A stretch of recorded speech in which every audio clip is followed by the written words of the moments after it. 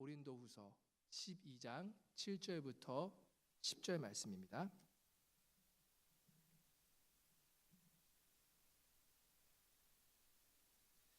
고린도후서 12장 7절부터 10절 말씀 우리 한 절씩 교독해서 읽겠습니다. 제가 먼저 7절 읽겠습니다. 여러 계시를 받은 것이 지극히 크므로 너무 자고하지 않게 하시려고 내 육체에 가시 곧 사단의 사자를 주셨으니 이는 나를 쳐서 너무 자고하지 않게 하려 하심이니라.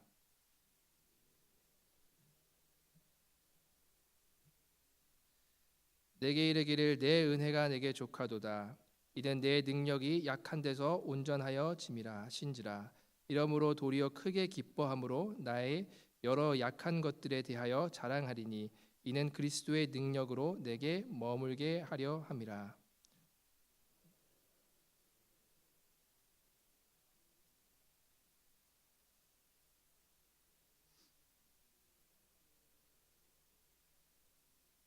아멘. 오늘도 수요 저녁 함께 예배로 나오신 여러분들을 주님의 이름으로 환영합니다. 오늘 우리 말씀을 이렇게 듣는 가운데에 여러분 각자의 심령 가운데 하나님께서 여러분 가운데에 말씀해 주시는 그 음성을 들으실 수 있기를 바랍니다. 우리의 삶 가운데에서 아무런 문제가 없이 그냥 평탄하게 평안하게 살면은 얼마나 좋을까라는 그런 생각을 아마 여러분들 한 번쯤은 다 해보셨을 줄 압니다. 참 정도의 차이가 있지만 우리 모두에게는 가시라고 표현할 수 있는 각자의 삶의 어떤 여러 종류의 문제들을 안고 살아갑니다. 여기 계신 성도님들 중에도 인생에 가시가 없는 인생을 사는 분들은 거의 없으시리라 생각이 됩니다. 야고보 사도도 우리 인생에 채찍과 가시가 있다는 것을 이야기를 합니다. 징계는 다 받는 것이거늘 징계가 없으면 하나님이 아들이 아니고 사생자라 이렇게 이야기하는 것처럼 하나님께서는 우리 인생 가운데에서 때로는 징계를 하시기도 하면서 우리 인생에는 여러 가시들이 있는 모습을 우리가 볼 수 있습니다.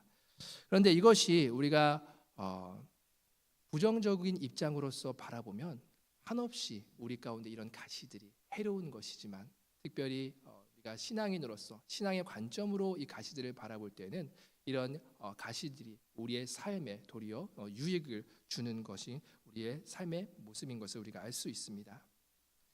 우리가 이 부분을 보면 참 인생은 고난이라는 그런 어떤 신비 속에서 우리가 참 인생의 의미를 깨닫고 나아가는 그러한 모습들이 우리의 삶의 경험적으로도 또 여러 간증 속에서도 우리가 참 많이 볼 수 있습니다. 여러분들은 현재 인생 가운데에 어떠한 가시를 안고 살아가십니까? 여러분들이 어떤 가시를 안고 살아왔던 것도 있겠고 현재 지금 안고 살아가는 그런 가시들이 있을 줄 압니다. 어떤 분들은 열심히 일을 해가지고 돈을 모아서 좀 잘 살아보려고 하는데 질병이 찾아오는 그러한 일을 당하기도 합니다. 또 어떤 이들은 정말 이제 고생 다 벗어나서 정말 이제 좀 편안한 인생을 살려고 하고 또 재산도 어느 정도 있는데 정말 사랑하는 가족이 세상을 떠나는 그런 일들을 경험하기도 합니다. 그리고 어떤 사람은 정말 열심히 일을 함에도 불구하고 계속 끊임없는 재정적인 어려움에 시달리기도 합니다. 정말 그 정도의 차이고 종류의 차이이지 우리의 삶의 모습을 가만히 들여다보면 우리가 정말 말 못할 그런 가시들을 우리 삶 가운데 안고 살아가는 것을 참 많이 보게 됩니다.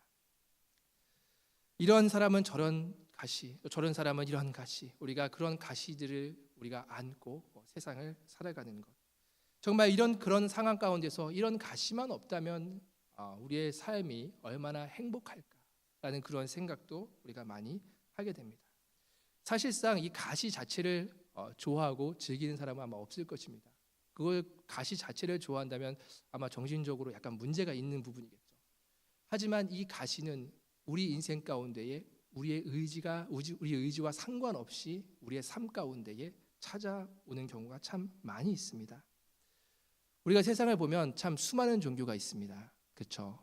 그런데 정말 그 종교를 우리가 믿고 나아가는 그 사람들을 많이 우리가 바라보면은 자신의 인생 가운데에 안고 있는 그 수많은 그 가시들을 종교라는 것을 통하여서 해결해 보려고 많이 노력하는 그런 모습을 우리가 볼 수 있습니다. 그래서 우리가 어디가 아플 때에 진통제를 맞으면 그 통증이 사라지는 것과 같이 마치 많은 사람들이 그 종교를 통하여서 자신의 삶에 갖고 있는 그 고통을 해결하려고 하는 그런 모습을 우리가 많이 봅니다. 제가 이전에 중국에 단기 선교를 가서 하얼빈이라는 지역에 간 적이 있습니다. 그 하얼빈에 가서 극락사라고 하는 아주 큰 절이 있더라고요. 그래서 그 절을 한번 방문을 했는데 그 절 안에는 뭐 각가지 부처들이 있더라고요. 저는 그 부처도 여러 종류가 이렇게 있구나라는 것을 이제 그때 알게 됐는데 여러 곳을 다니면서 저희는 이제 기도를 하고 있는데 한 곳에 사람이 굉장히 많이 몰려 있는 것이에요. 그래서 무엇인가 하고 저도 이제 가봤습니다. 가서 이렇게 봤더니 그 장소에 딱 들어갔더니 그 벽이 온통 벽화로 도배가 되어 있는데 아주 흉측한 그림들, 정말 소름이 돋는 그림들이 거기에 다 그려져 있는 것이에요. 근데 그 가운데에 부처가 아주 인자한 모습으로 있는데 많은 과일과 음식들 그리고 돈들이 그 앞에 받쳐져 있고 사람들이 많이 그곳에 서 있더라고요. 제가 궁금해가지고 물어봤어요. 거기 있는 사람한테 왜 다른 곳보다 여기가 유독 이렇게 많은 사람이 모입니까? 그렇게 제가 물어봤더니 여기에는 이유가 있다는 그렇게 얘기하더라고요. 그러면서 이 지금 벽에 그려져 있는 그림들 보이시죠? 그러한 아주 끔찍한 일들을 당하지 않도록 보호해주는 그러한 역할을 하는 부처입니다. 그리고 또 우리가 각양 인생 가운데 고통이 있는 것들을 해결해주는 그러한 부처입니다. 그러다 보니까 많은 사람들이 거기 와가지고 그런 흉측한 일들을 자기 인생 가운데 당하지 않기 위해서 또 자신의 삶에 갖고 있는 그런 여러 가지 문제들을 해결받기 위해서 그 앞에 많은 사람들이 모여 있는 모습을 보게 되었습니다. 이처럼 누구나 사람들은 자신의 삶에 있는 그 가시를 안고 살아가기를 원하지 않고 어떤 방법을 통하여서라도 그것을 해결하기를 원하는 것이 일반적인 모습입니다. 그런데 우리가 이걸 볼 때 하나님은 하나님의 뜻하심에 따라서 우리의 인생의 가시를 제거해 주실 수도 있지만 그 인생을 우리의 인생 가운데에 그 가시를 우리의 인생 가운데에 그대로 두실 수도 있다는 것입니다. 그것이 많은 종교와 기독교의 차이점인 것 같습니다. 기독교는 이 성경에서 하나님 앞에 너희들이 나오면 너희들이 가지고 있는 모든 이 가시를 너희의 삶 가운데서 다 없애주겠다라고 그렇게 이야기를 하고 있지는 않습니다.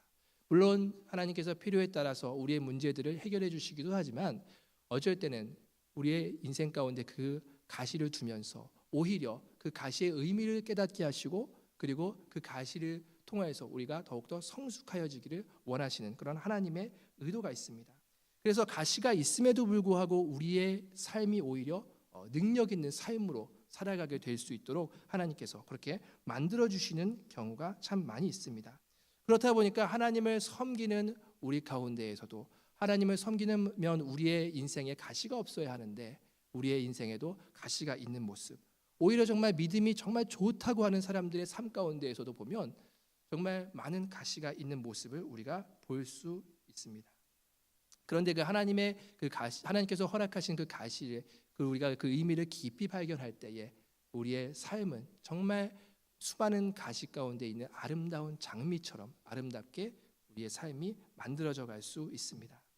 인생의 가시가 어떤 의미로 우리에게 허락되었는지 우리가 한번 오늘 우리가 읽은 본문은 사도 바울의 고백을 통해서 이야기한 부분이지만 구약에서도 어떠한 의미로서 이 가시가 나타나는지 한번 살펴보기를 원합니다. 이스라엘 백성은 이집트에서 430년 동안 종살이를 합니다. 그리고 광야에서 40년 동안 떠돌이 생활을 했습니다. 이스라엘 백성은 꿈에도 그리던 그 가나안 땅에 들어갔지만 이미 거기에는 벌써 다른 족속들이 터를 잡고 있습니다. 여호수아를 중심으로 해서 이스라엘 백성들이 요단강을 건너가자마자 가나안 땅에 살고 있는 원주민들을 다 쫓아내기 시작했습니다. 성을 무너뜨리고 여리고성을 격파하면서 그렇게 가나안 원주민들을 쫓아내는 그런 작업을 했습니다. 이스라엘 백성들이 이렇게 가나안 원주민들을 몰아냈지만 여전히 가나안 원주민들이 남아 있었고, 결국 이후에 우리가 보면 알다시피 그 가나안 원주민들이 이스라엘 백성들에게 가시 같은 그런 역할을 하는 것을 우리가 볼 수 있습니다. 하나님께서는 이스라엘 백성에게 약속하신 그 젖과 꿀이 흐르는 땅 가운데서도 그 가시를 허락하시는 것입니다. 그리고 정말 우리가 보면 이 구약에서 이스라엘 백성들의 삶을 볼 때 하나님은 이방 나라 바벨론이라는 그 가시를 옆에 심어두셔서 이스라엘이 불순종할 때마다 이 바벨론을 들여서 하나님께서 이스라엘 백성을 치시는 그 모습도 우리가 볼 수 있습니다. 왜 하나님께서는 하나님을 섬기는 그런 백성들에게도 이런 가시를 허락하실까라는 그 질문을 가지고 우리가 한번 세 가지를 한번 살펴보기를 원합니다. 첫 번째는 하나님에 대한 이스라엘 백성들의 불순종의 결과라고 그렇게 이야기를 합니다.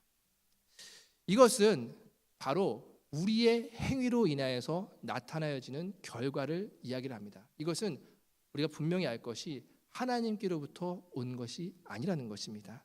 우리의 불순종으로 인하여서 우리 스스로가 만들어낸 결과입니다. 하나님께서는 모세와 여호수아를 통해서 모든 적들을 다 쫓아내리라고 하나님께서는 분명하게 약속을 해주십니다. 이스라엘 백성들에게 하나님께서는 너희들이 가나안 땅에 들어가면 거기에 너희 대적들이 있을 텐데 1년 동안 하나 둘씩 하나님께서 쫓아주시겠다라고 그렇게 약속을 하십니다. 여호수아 23장 3절에도 보면 너희 하나님 여호와께서 너희를 위하여 이 모든 나라에 행하신 일을 너희가 다 보았거니와 너희 하나님 여호와는 너희를 위하여 싸우시는 자니라 라고 하나님께서 그렇게 약속을 이스라엘 백성들 가운데 해주십니다. 하나님께서 이스라엘 백성들을 대신해서 싸워주셔서 이스라엘 백성 한 사람 한 사람이 가나안 족속들을 맞서서 물리칠 수 있도록 하시겠다는 그런 약속을 받았습니다. 그런데 하나님께서 또 다른 것을 이야기를 하십니다. 바로 조건을 이야기하십니다. 그러나 만약 너희가 하나님을 멀리하고 그 민족들을 가까이하고 그들의 신을 너희들이 섬기면 그들이 너희에게 볼모가 되고 덫이 되고 너희 옆구리에 채찍이 되며 너희 눈에 가시가 되리라 라고 하나님께서는 이야기를 하십니다. 하나님께서는 지켜주시고 함께해 주셔서 바로 이 가나안 사람들을 몰아내는 데에 하나님께서는 도움을 주시겠다고 이야기를 하지만 만약에 너희가 그들을 가까이하며 내 말에 순종하지 않을 경우에는 하나님께서는 반드시 이러한 일들이 너희에게 나타날 것이다 라고 말씀을 하고 계시는 것입니다. 그런데 이스라엘 백성들은 가나안 땅에 들어가서는 하나님의 명령을 어기죠. 그리고 원주민들이 섬기는 우상들을 그들도 똑같이 섬기는 그런 경우가 생깁니다. 그래서 하나님께서 약속하신 대로 가나안 땅에 남아있는 이방 족속으로 이스라엘을 심판하리라 라고 약속하신 것들이 이루어집니다. 그래서 하나님께서는 그들을 가시로 두고 바로 이스라엘 백성들에게 너희가 불순종한 결과로서 너의 삶에 가시가 있다라는 것을 깨닫게 하시는 것입니다. 이스라엘 백성들이 430년 동안 그렇게 사는 동안에 이들은 양을 치는 자로 살았습니다. 이들은 어떻게 농사를 짓는지 몰랐습니다. 그런데 이제 가나안 땅에 들어가서 농사를 지어야 하는 상황이 되다 보니까 이 가나안 주민들에게 농사를 배우기 시작했어요. 농사를 배우는데 농사만 배운 것이 아니라 그들의 풍습을 배웠고 그러면서 바알과 그들이 섬기는 아세라 신을 섬기게 되면서 바로 이들은 하나님 앞에 불순종한 대가로 그 가시가 이들 삶 가운데 생기게 되었습니다. 그 결과 사사기 2장 3절 말씀 함께 보시면 우리 함께 PPT에 지금 띄어져 있는데 함께 보시겠습니다. 그러므로 내가 또 말하기를 내가 그들을 너희 앞에서 쫓아내지 아니하리니 그들이 너희 옆구리에 가시가 될 것이며 그들의 신들이 너희에게 올무가 되리라 하였노라 라고 하나님께서는 분명하게 본인의 말씀하신 대로 지키시면서 그 삶에 가시를 두시는 것을 우리가 볼 수 있습니다. 우리에게 붙어있는 가시는 어쩌면 우리가 과거부터 살아온 인생의 결과로서 생긴 것일 수 있다는 것입니다. 하나님께 대한 불순종의 결과로서 생긴 것일 수 있습니다. 우리의 몸 와 인생에 붙어 있는 그 가시의 모습을 우리가 다시 한 번 더 돌아볼 때에 정말 이것이 내 인생 가운데 내가 하나님 앞에 불순종한 결과로서 이것이 나에게 온 것은 아닌가, 우리가 한번 돌아보는 필요가 있습니다. 왜 내 인생 가운데 이것이 나를 계속 찌르는 것인가? 내 인생에 붙은 그 가시는 바로 내가 하나님의 말씀을 떠나서 산 그것에 대한 결과가 아닌가라는 것을 우리가 돌아볼 수 있는 그런 계기가 있어야 됩니다. 두 번째, 하나님께서 가나안 주민을 쫓아내지 않은 이유는 이스라엘 백성들을 바로 테스트하기 위해서입니다. 우리가 사사기 3장 4절 말씀 우리 함께 보겠습니다. 남겨두신 이 열국으로 이스라엘을 시험하사 여호와께서 모세로 그들의 열조에게 명하신 명령들을 청종하나 알고자 하셨느니라. 바로 하나님께서는 하나님을 잘 믿나 믿지 아니하나, 하나님의 말씀을 듣나 듣지 않나 그 테스트를 하기 위해서 그 가시를 하나님께서 친히 그 땅에 두셨다라는 것입니다. 우리 아기들에게 가시가 있는 두 번째 이유는 어떤 우리들의 어떠한 행동으로 인한 결과가 아니라 하나님께서 우리에게 하나님을 더 바라보면서 잘 섬기는지 그것을 테스트하기 위해서 하나님은 우리 인생 가운데에 가시를 허락하신다는 것입니다. 하나님께서 아브라함에게 믿음의 테스트를 하시죠. 굉장한 도전이죠. 하나밖에 없는 독자 이삭을 하나님 앞에 바치라고 합니다. 그 믿음의 테스트 가운데에 바로 아브라함은 패스를 합니다. 그 가운데서 하나님의 뜻을 저버리지 않고 그 믿음의 고백을 하며 정말 믿음의 조상을 하고 일컫는 그 자리까지 올라가는 모습을 우리가 볼 수 있습니다. 욥도 마찬가지죠. 참 욥의 인생에도 아주 큰 가시가 있었습니다. 그런데 하나님께서 그 가시를 허락하심으로 말미암아 바로 욥의 그 믿음을 확인하는 그러한 시간이 될 수 있었습니다. 신명기 8장에도 보면 하나님께서 이스라엘 백성을 광야를 걷게 하십니다. 그리고 이스라엘 백성을 낮추시고 이스라엘 백성들을 시험하시죠.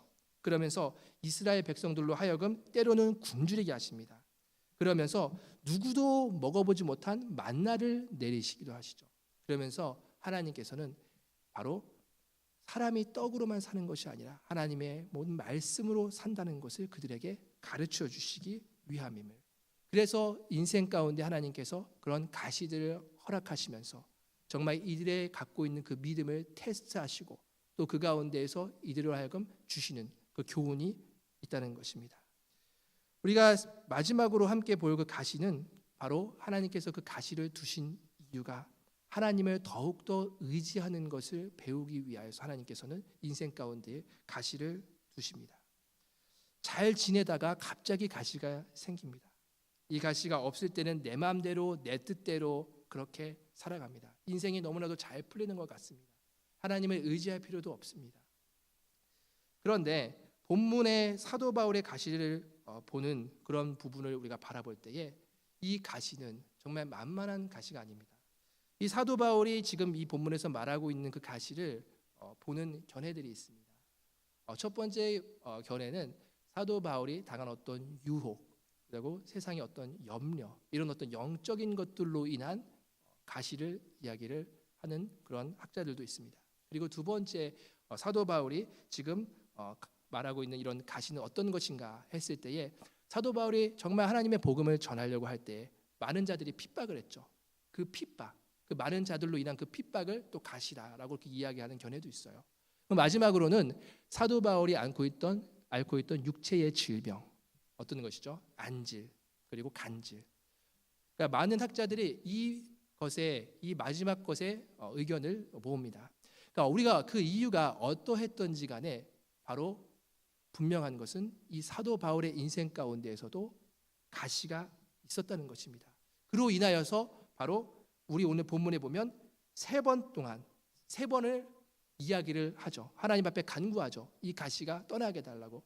사도 바울도 믿음의 사람이었고 하나님께 온전히 붙들려서 사는 인생이었음에도 불구하고 바로 정말 이 가시가 너무나도 자신의 삶에 고통이 되었다는 것을 본인도 느꼈기 때문에 하나님 앞에서 이 가시가 떠나가기를 위하여서 간구하는 그런 모습을 우리가 볼 수 있습니다. 그러면서 우리가 볼 수 있는 것은 바로 여기서 사도 바울은 이렇게 이야기를 합니다. 여러 계시를 받는 것이 지극히 크므로 너무 자고하지 않게 하시려고 내 육체의 가시 곧 사단의 사자를 주셨다. 이는 나를 쳐서 너무 자고하지 않게 하려 하심이라. 이 육체의 가시가 너무나도 고통스러운 것이지만 바로 이 의미를 깨달은 것입니다. 바로 내가 너무 자고하지 않도록, 그리고 정말 내가 교만하지 않도록 하나님께서 내 인생 가운데에 이 육체의 가시를 심어두셨다라는 것을 바로 사도 바울이 고백하고 있습니다. 사도 바울은 그러면서 오히려 자신의 약함을 통하여서 하나님을 더 붙들 수 있는 그런 기회가 되었음을 이야기하면서 자랑하고 있는 모습을 우리가 봅니다. 인생의 전쟁은 바로 하나님을 의지하는 그러한 싸움인 것입니다. 우리가 인생을 살아갈 때에 우리의 여러 가지 종류의 고통들로 인해서 우리는 싸우며 살아갑니다. 그 가운데에서 정말 내가 누구를 의지하면서 살아갈 것인가? 우리가 정말 극한 고통 가운데 있을 때 하나님을 바라보고 하나님을 의지하면서 나아갈 때 바로 이 전쟁에서 대신 싸워주시는 하나님을 경험할 수 있는 것입니다. 그러면서 내 인생의 문제들, 내가 내 힘으로써 싸우려고 했지만 그것이 아니라 바로 이 전쟁을 대신해서 싸우시는 하나님께서 계시는구나 라는 그런 영적 의미를 깨닫고 하나님께 더욱더 의지하며 나아가는 그러한 것을 이 가운데서 배우는 것입니다. 사도 바울은 예수님을 만나고 나서 그의 인생을 보면 정말 더 예수님을 잘 믿으면서 나아가면 그의 인생이 평탄할 것이다 라고 우리가 많이 그렇게 생각할 수 있지만 그의 인생은 평탄치 않았습니다. 믿음 때문에 당하는 핍박, 염려, 죽음의 위협, 육신의 연약함, 이 모든 것들이 그의 인생을 둘러싸고 있었습니다. 하지만 그 가시로 인해서 하나님을 더욱더 의지하면서 나갈 수 있는 그런 기회가 되는 것입니다. 사도 바울도 가시로 인한 고통 때문에 그렇게 기도를 했지만 하나님께서는 이렇게 말씀을 하시죠. 바울아, 너에게 붙어있는 그 가시 때문에 내 능력이 내 속에 머물러 있다 라고 그렇게 이야기를 합니다. 우리가 잘 아는 찬양의 가사죠. 약할 때 강함 되시네. 정말 그 고백이 이 가운데에 나타나는 것입니다. 바울은 이 놀라운 진리를 깨닫고 고백하기를 나는 이제 나의 약한 것과 능욕당하는 것과 내 가난한 것과 내 핍박받는 것과 내가 곤란당하고 환난당하는 것을 나는 자랑한다. 왜냐하면 내가 약할 때 곧 그 하나님께서 강함이 되심이라 라고 바울은 그렇게 고백을 할 수 있는 것입니다. 우리의 인생에 붙은 가시들이 우리의 인생을 더 풍성하게 하고 우리가 정말 이웃의 심정, 이웃이 함께 고통을 당하면서 그 인생의 가시로 인하여서 어려움을 처할 때 우리가 그 인생 가운데 다가가서 위로해 줄 수 있는 그런 좋은 역할을 하기도 합니다. 우리의 인생에 붙어있는 가시는 어쩌면 제가 방금 전에 나눴던 것처럼 하나님의 심판의 결과일 수도 있습니다. 즉 우리가 행한 불순종의 결과로서 그 인생의 가시가 우리의 삶에 허락될 수도 있습니다. 그럴 때는 정말 우리가 하나님 앞에서 다시 한 번 더 우리의 삶을 돌아보고 자복하며 우리의 삶을 하나님 앞에 돌이키는 것이 필요합니다. 그리고 우리의 인생에 하나님께서는 우리의 믿음을 테스트하기 위해서 인생의 가시를 또한 허락할 수도 있다는 것입니다. 그럴 때는 정말 우리가 믿음으로 정말 하나님의 말씀 가운데에 순종하면서 그 믿음의 테스트를 잘 지나가는 것이 우리 인생의 참 지혜인 것입니다.